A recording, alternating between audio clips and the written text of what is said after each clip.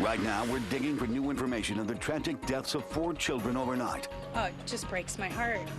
The latest clues on the cause of this fire, today at 5. They're the things that make you go, Ew. Have you ever had an ingrown hair down there? Oh. acne in the ear, bad feet, nose hair, chewing tobacco. You actually swallow it? Disgusting problems, discreet solutions. Find out the biggest mistake your men are making with their butts. Things that make you go, Ew. today on The Doctors, where MD meets TV.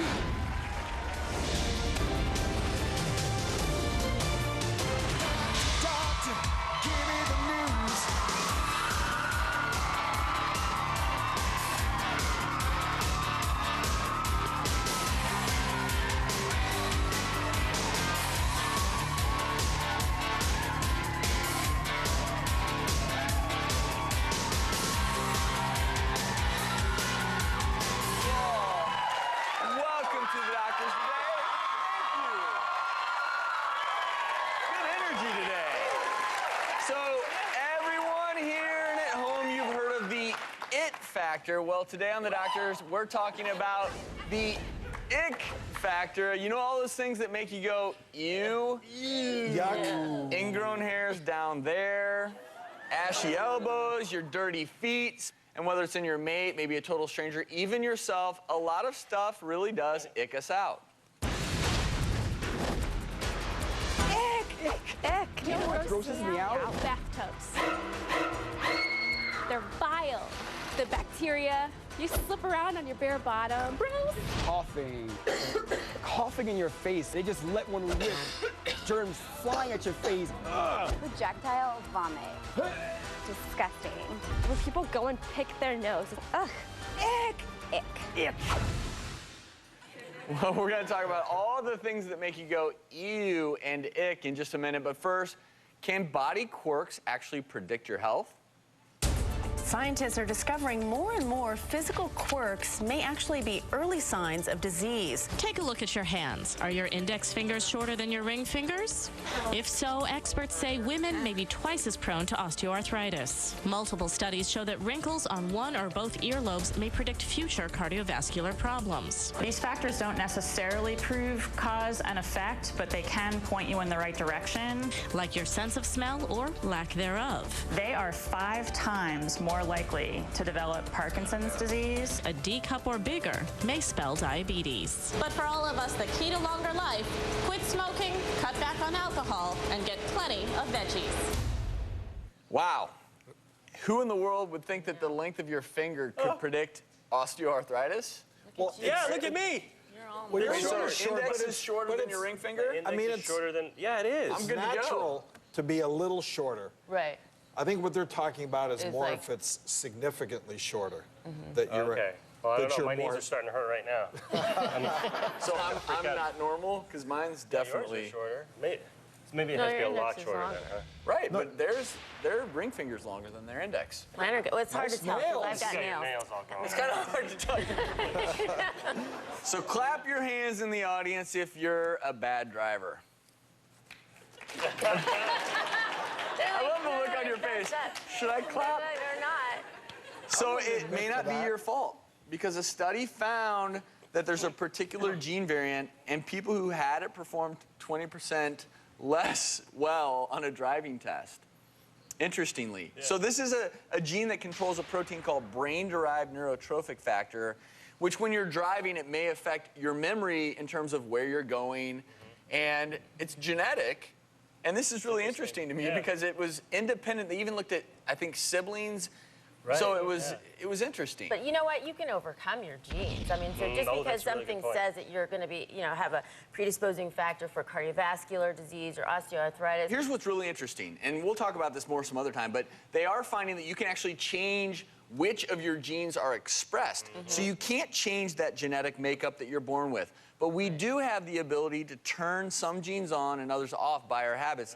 And hey, you know what? I never thought I'd say this, but maybe if you eat a healthier diet, it turns off that bad driving gene.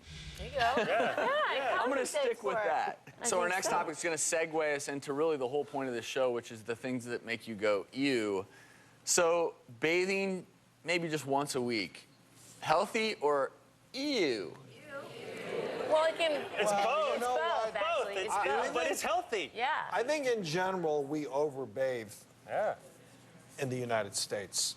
I agree. And we talk about that. I talk about skincare all the time, and I make the point that you can wash your face too much. It's actually bad for you, especially if you have acne-prone skin. I see that a lot in newborns and younger babies. You know, parents that come They in always smell good. Yeah, but they're coming in because their skin is dry, and I say, well, how often are you giving them a bath? Oh, every day. Oh no, you know, maybe once or twice a week at the most for babies. Now, obviously, if you're exercising or something like that, then you may need to, you know, shower more. But if you're just doing stuff around, then you don't necessarily need to shower. To avoid some of the realities of using too much soap, because it is drying to your skin. If you do work out and you're a little bit sweaty, if you focus on, you know, using soap under your armpits, maybe in the groin, on your feet, Your smelly bits.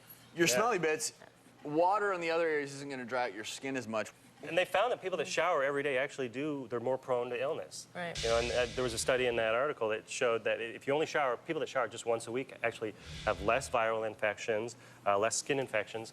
If you don't shower for a very long time and you smell ew and you get in a public place, it's kind of icky. So, you know, thinking It's about this overwhelming. topic, I asked the colleagues, the boys at the office this week, Dr. Chopra and the USC plastic surgery resident, Dr. Carey, what they thought. And here's what they said.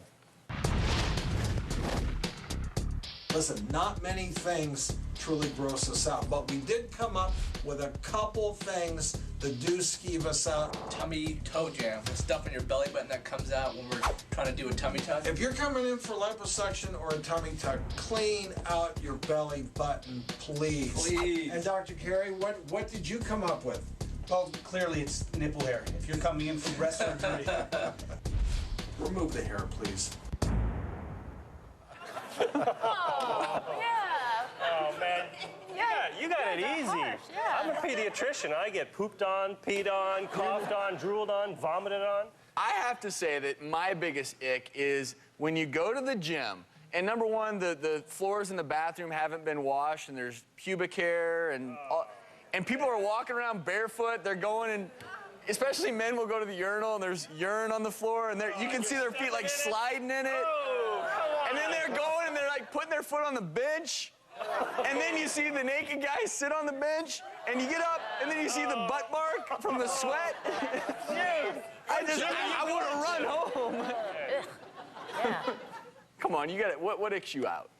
Well, you know, I mentioned that stuff. If it comes from a kid, I'm used to that. But any of those stuff flowing out of an adult, forget it. Forget it. That's why I went into pediatrics.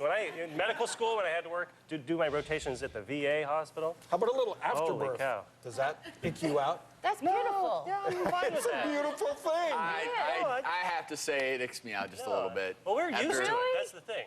Well, I mean, I have to acknowledge that after you give birth to a baby. The placenta's beautiful. That's what keeps the mom the placenta. and the baby. It's not the placenta. It's all the fluids that are with it. I mean, it's a little bit icky. It's beautiful, the process. Maybe that's why I'm in that field. I don't know. I guess.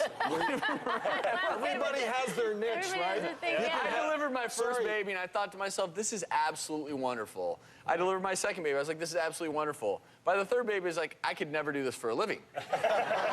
Even though my last name is Stork. Yeah. If I'm delivering a baby, it's going to be by mistake in the ER.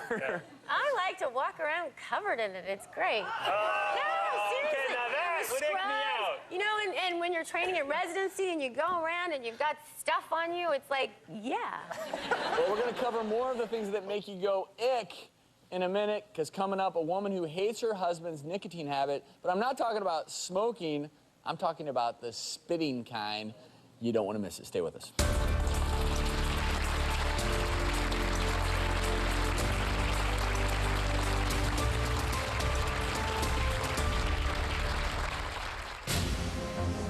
If I keep chewing, I'm going to most likely end up with mouth cancer or possibly die.